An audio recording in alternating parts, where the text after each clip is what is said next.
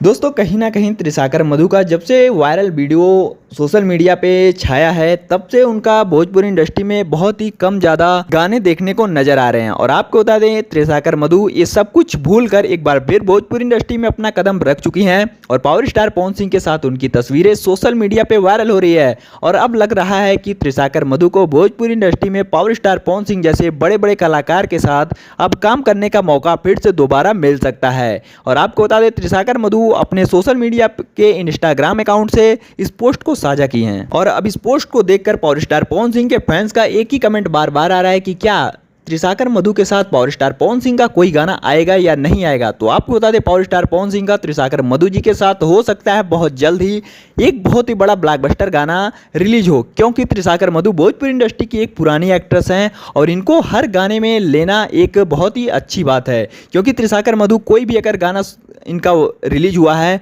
तो उस गाने में काफ़ी ज़्यादा व्यूज भी इकट्ठा हुए हैं और उनके ऑडियंस का बार बार एक ही कमेंट आता है कि पावर स्टार पवन सिंह के साथ इनका एक ब्लॉकबस्टर गाना रिलीज हो। तो आप लोग क्या कहना चाहेंगे इन दोनों लोग की जोड़ी के बारे में, हमें नीचे कमेंट बॉक्स में जरूर बताइएगा। और चैनल पर पहली बार आए तो लाइक शेयर सब्सक्राइब करना बिल्कुल भी मत भूलिएगा।